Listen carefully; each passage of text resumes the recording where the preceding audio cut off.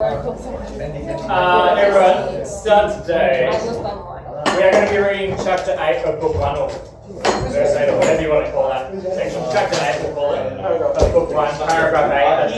That's probably best. So can you, in your groups that you were in the other day, can you recap what your paragraph was about? I'll give you 4 minutes to recap what your paragraph was about with your group, and then I'm going to make your group read it and tell us all what it's about.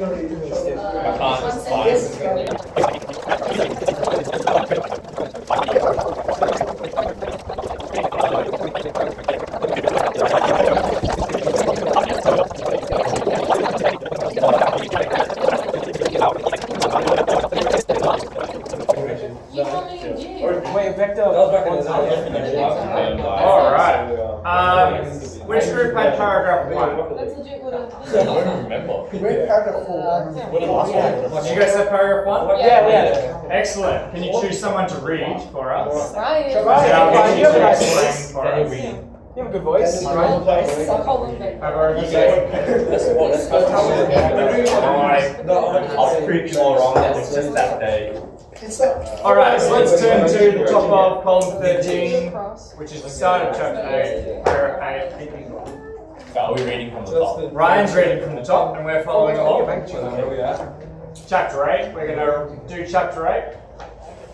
So each group is going to read their paragraph and then explain what it means to us. You guys want to explain how I read. And Ryan's been nominated by his group. Yeah. Ryan, you got a nice voice. I like your voice.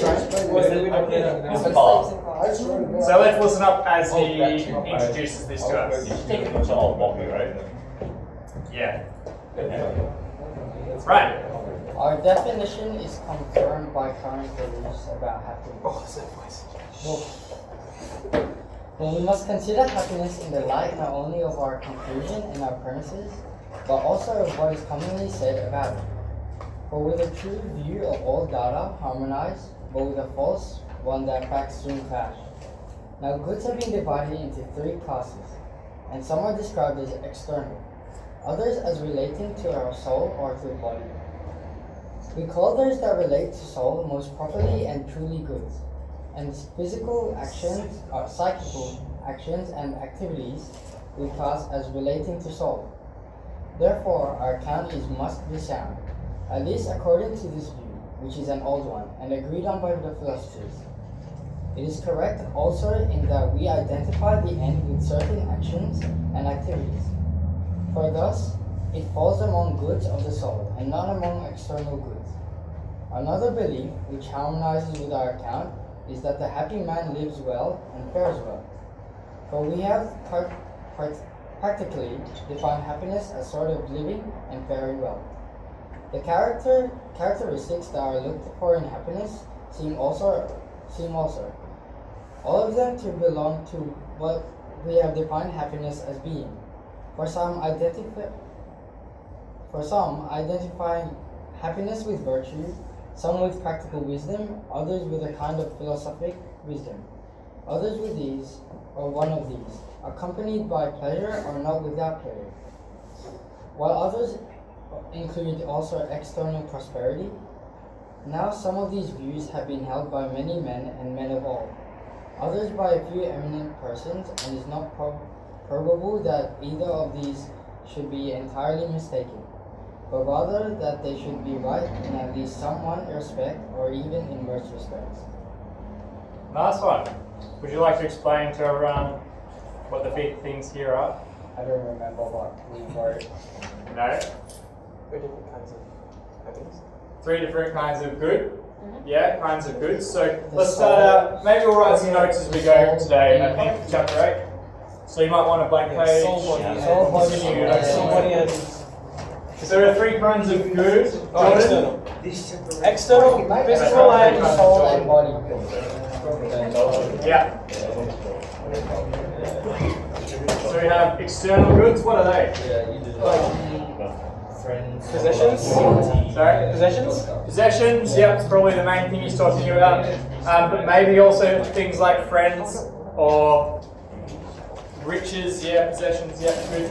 That's the kind of thing we're talking about. So, possessions, etc. Just leave that at that. The second kind of good, internal or bodily.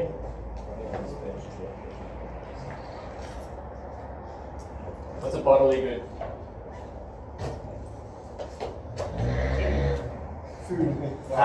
Nutrition, maybe, I guess, when you've eaten it. Chocolate ice cream. Health.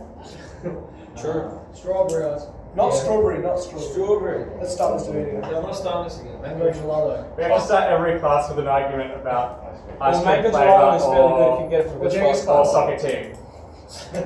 Best soccer team. There's no argument in something. There is no argument. United has the best pizza in the world. He's talking about praising. It what's- is currently. What's the With what? best good? Currently Soul. Soul. 5 out of 5. Shh. Against Perth Glory. Against Tottenham. This guy's like a shoe.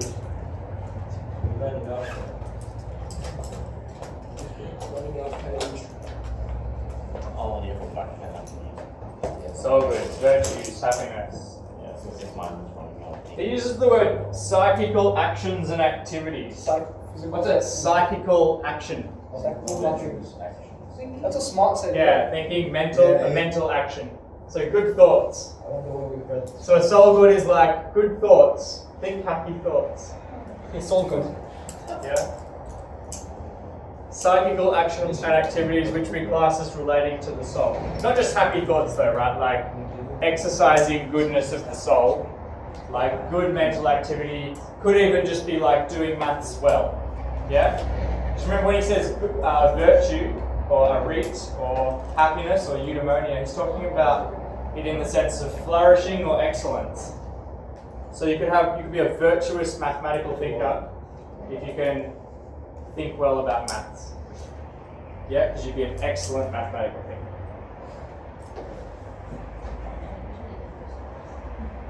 Alright, what else is important in this section, would you say, back group? There are different types of happiness. How People talk about different kinds of happiness? Nice. So we've talked about this thing called the indoxic method, right? Which is the idea that to figure out some topics, we should just figure out what people usually say about them, what they usually think. Do you think that the good life is a good topic for this? Is it good to talk about what most people think of as a good life to try and figure it out? Yeah, why is the good life a good topic for this? Good. There's so many different versions of the good life. So many different versions of the good life, so we should start with at least what people have. Yeah, any other reason? What would be a topic that wouldn't be good to appeal to an indoxic method for? Maths, right? Maths is a really good example. You might like go out into the community and ask them, hey, can you please factorize this equation for me? And they might give you a bunch of different answers, but you wouldn't then get all those different answers and try and combine them and think, oh, what's the commonality here? Yeah? Because that's a bad way to do maths, right? Because you won't get the right answer necessarily. So what's the difference? The average, exactly. You go with the mean or something. And if one person's wrong, then you're guaranteed to be wrong. So why is it good to do that for the good life, this indoxic method for the good life, if it's not for maths? Subjectiveness. There's no definite answer for this. Maybe the truth of what a good life is fundamentally a different kind of fact than a mathematical fact. If you buy into that, then this might be the reason for that to be a good method. Yeah? Any other ideas? That's pretty good, really. Alright, so we're buying into this idea that we should figure out what's commonly said. There's a bunch of things that are commonly said at the bottom here. Some people identify happiness, flourishing with virtue, some people with practical wisdom, and others with philosophical wisdom. And other people say that pleasure is important, sometimes pleasure isn't important. Let's just talk about the pleasure bit. Is it important? Let's say that you're living a virtuous life, you're being a really good person, morally, let's say, and you have lots of practical wisdom, you're really good at doing things, yeah? Like you're a really capable person, you can do lots of actions that you want to do really successfully, and you're a really good philosophical thinker, you're really intelligent with abstract concepts of every kind. But let's say that there's no pleasure in your life.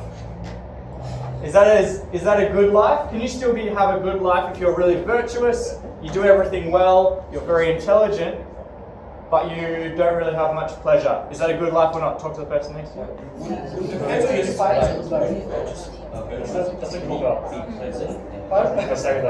That's what Aristotle is saying. Do you think it's possible though to be virtuous and not enjoy it? Then you're not virtuous. You're just pretending to be virtuous. It depends what you mean by that. Yeah, exactly. Right, but that's what we're deciding. That's the whole point. And it's not like it's not a meaningless question, right? Because there are some lives that we think are better than others. Is that right? Oh no, it is Right, so we can't just say depends what you mean by the good life for everything. Otherwise, there's no point doing this for you. I was gonna say you Does that make sense?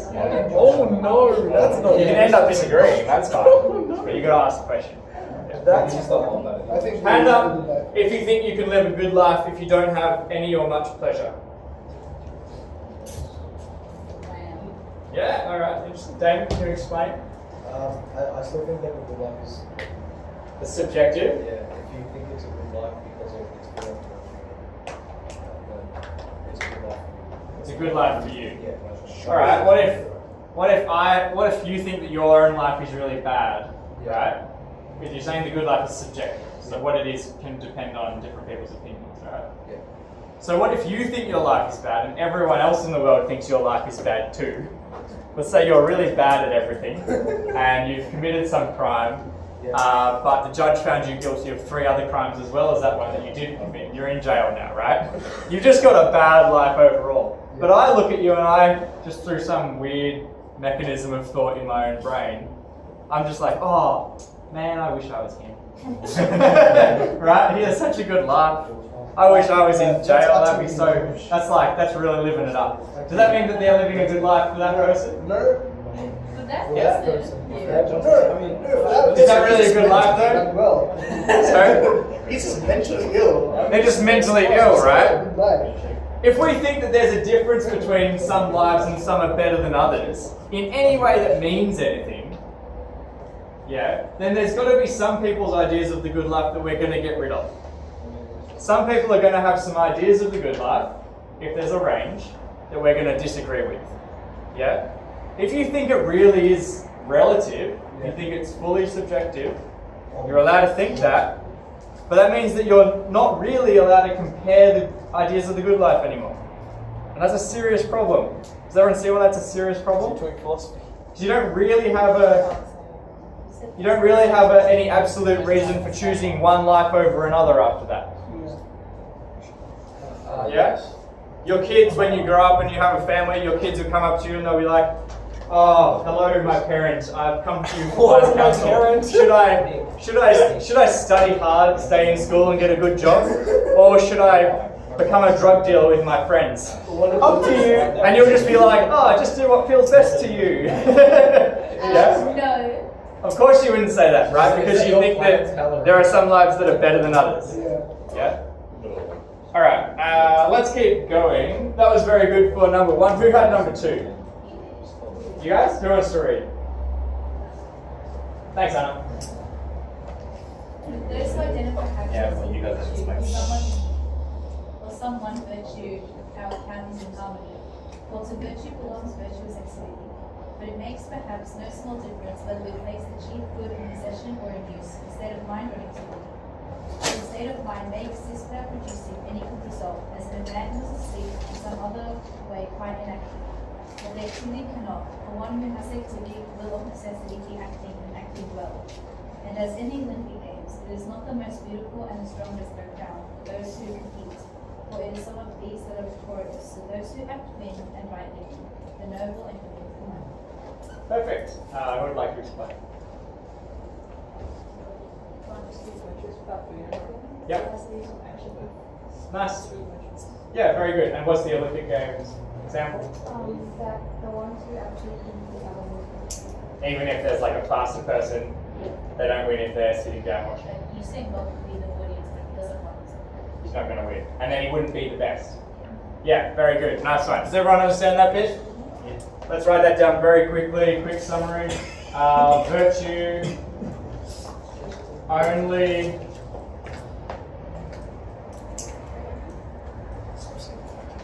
let's just say counts, even that's a kind of a weird expression.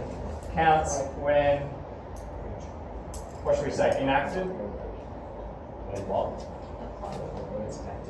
When it's active. Inactive. Virtue is only realized through activity, something like that. Something like that. But what is active without participation? Olympic Games example.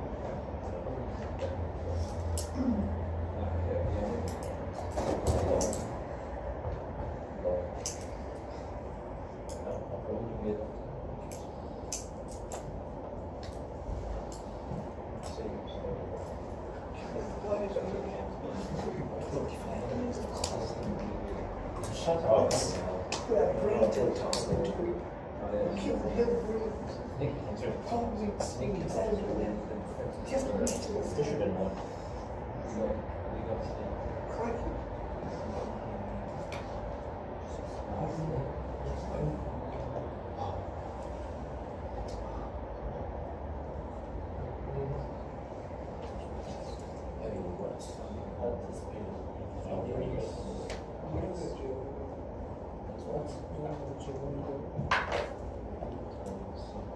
Wait.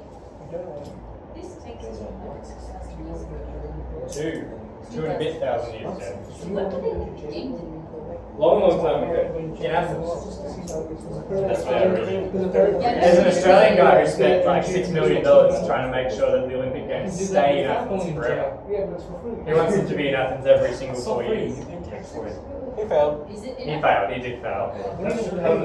And No, it's not in Athens, partly because they don't have as good infrastructure as other cities, right? Well, we it's visit. being committed Look at the Germans still Seems like Sorry, a second. Look at the Germans fault. I think not everyone is. Yeah, they're very good. Yeah. Yeah, about next year. Going back to brings in all kinds of money, right? Tourism money, makes you a famous city in the world. Yeah. Italy next? Are you gonna go to next year? Just for Greece. Alright. Construction. Does everyone understand the Olympic Games example? Yeah? You can only be the fastest if you actually run. Okay, he's saying virtue only counts if it helps you act virtuously. And then this bit here at the end is sort of interesting. So those who act win, and rightly win the noble and good things in life. So if you're like virtuous in thought, but not in action, you can't win the good and noble things in life. You can't really be the most virtuous person. Does that make sense to everyone? Okay, so then does it matter? Aristotle is sort of saying that it doesn't really matter if you just are virtuous in your thoughts. It only matters if you apply it. Do you think there's a difference though between someone who's virtuous in their thoughts and someone who's not virtuous in their thoughts, even if neither of them act? Is one of them living a better life, or is it the same? The person who is not virtuous in their thought, they're both acting the same way, or is the person who's not virtuous acting more virtuous? Yeah, let's say they both act the same way, but one of them's really, let's just say someone's really disgusting in the way they think about the world, right?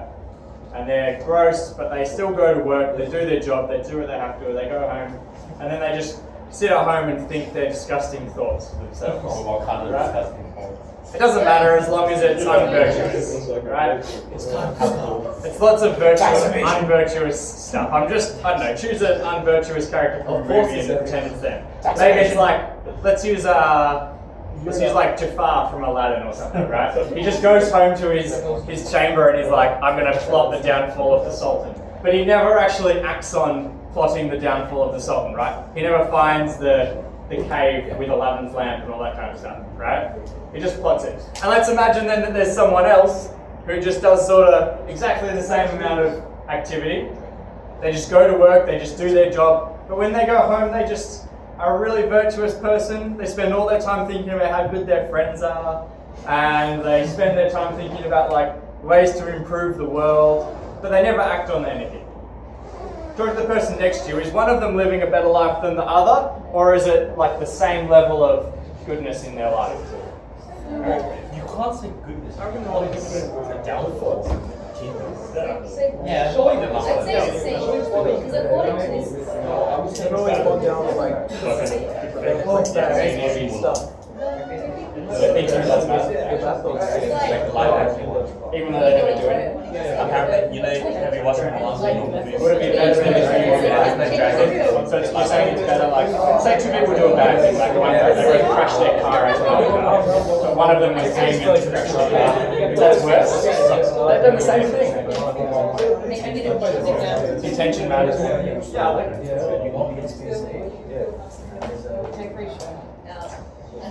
Hand up if you think that thoughts do count towards whether your life is good or not. Hand up if you think thoughts count but only when they inform action. Okay, that's what Cool, Eric and I made up an example just then. Let's imagine that two people crash into the car over there, right? Now, we'll say that, let's use, who wants to be my example today? Nick and Kevin. So, Nick and Kevin have both got their P's and they're like, alright, this is good. And then they're driving down Police Road and they both see this car over there. And Kevin, his leg's still in a splint. No, let's not say he's still in a splint. Let's say he focuses on the car and he's like, oh no, and then he turns the wheel accidentally. He's like, oh, what am I doing? Then he crashes in the car, bang, and he smashes his car, right? Now, no one's hurt, but he smashed the car and that's a bad thing to do, right?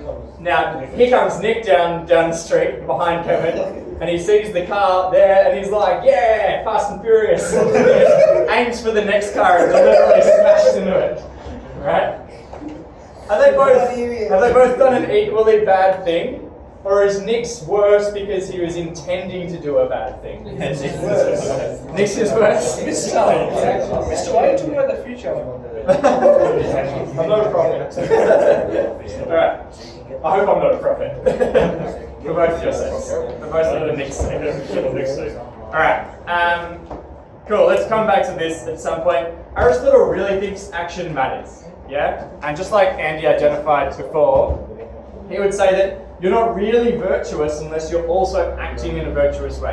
It doesn't really count as good thoughts unless it follows through to good action. Yeah? Alright. Number 3. Who's up to number 3? You guys did that one? Who'd like to read? Go for it. Yeah, live.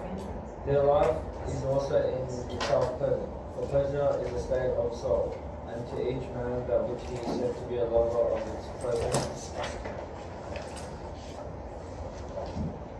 For example, not only a horse is pleasant to the lover of horses, and spectacle to the lover of wives, but also in the same way, just acts are pleasant to the lover of justice, and in general, virtuous acts to the lover of virtue. Now, for most men, their pleasures are in conflict with one another because these are not by nature pleasant, but the lovers of what noble find pleasant things that are by nature pleasant. And virtuous actions are such so that these are pleasant for such men as well as in their own nature. Their life, therefore, has no further need of pleasure as a sort of adventurous charm, but has its pleasure in itself.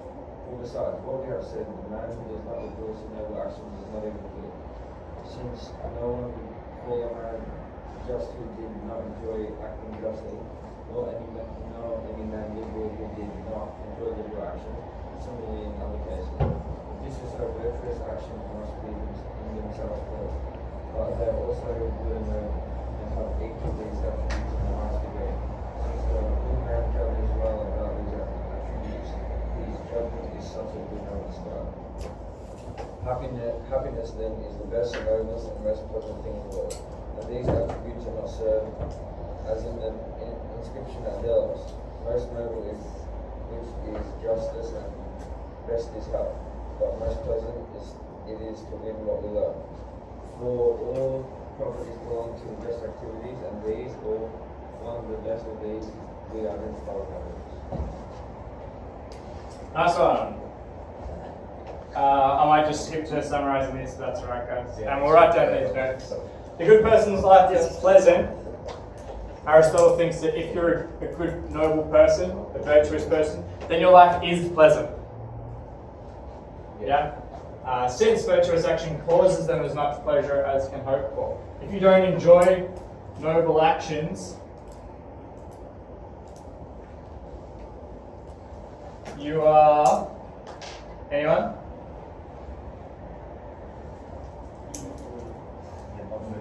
You're not... He says you're not even good. Yeah? I'm just going to quote that because it's a funny phrase. You're not even good. Get good, scrub. Get good.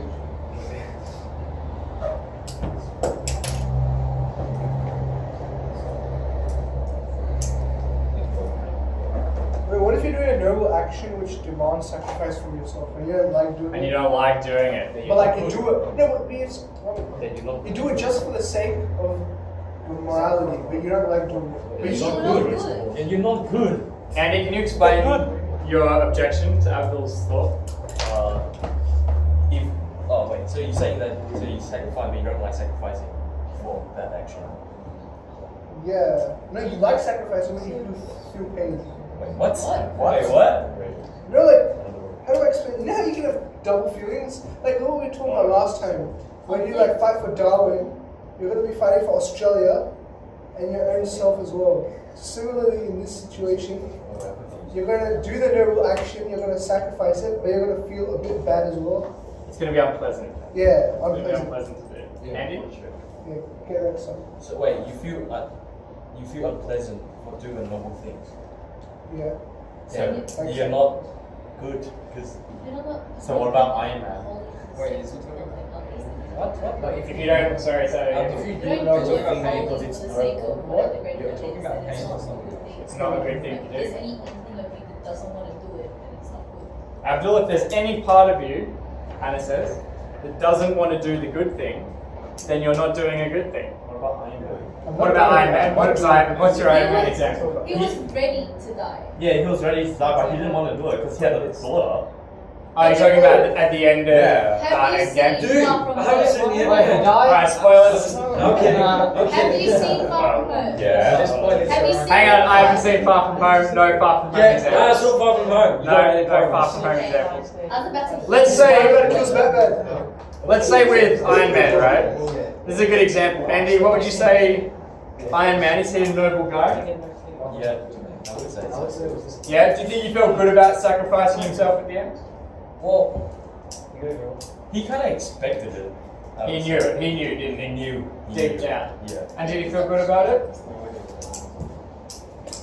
I don't know. Let's say Iron Man. Do you guys all know this example? No. Okay, let's do a different example. Let's just say you're giving money to charity, right? But in your heart, you feel that really you'd prefer to spend it on donuts. But you still do it. So that's But you still do it, exactly. So you still do it, but in your heart, you deeply, in a really important way, you want to spend it on donuts. Anna, what would Aristotle say about that person? Get good. They're good? They're not even good. They're not Andy? They're not even good. He would say that they are not good. Yeah? Because for Aristotle, unless you feel joy in doing the noble thing, you're not really virtuous. You don't have the proper attitude of the soul. Yeah, you don't have the proper attitude of a virtuous person. You're just like pretending to be a virtuous person. If Iron Man felt bad about sacrificing himself at the end of the example from the movie, then he wouldn't really be a virtuous person for Aristotle. Yeah? It's really part of that. The attitude matters in terms of how it works with the action for Aristotle. Yeah? Do we agree? Yeah. Do you think it's better to do the right thing without the right attitude than to not do the right thing without the right attitude? Yeah. It's still better to do the good things, right?